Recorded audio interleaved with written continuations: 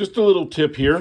When you're turning, it obviously makes an awful lot of this stuff, which flies everywhere in your shop. Now, I've got this in front of mine so that people can, so it can block this part of it, and people have seen this before in big videos.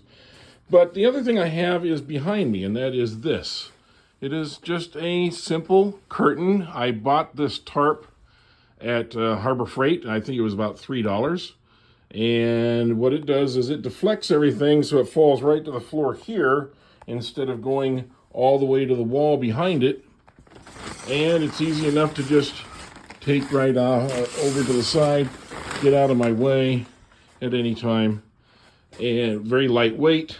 And I suggest that you take a little pole, something like this. This pole, by the way, was just a pole that has a little adjuster on the end so it can spread out and tighten as it goes, so I didn't have to drill any holes.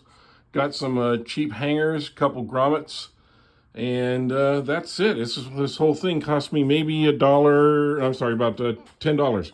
And that's it. But it will really save a lot of cleanup in your shop. You'll have a lot less of this stuff flying all the way back to the wall. It'll all stay here on the floor behind you, much easier to clean up. If you like this video and some of our others, please check us out.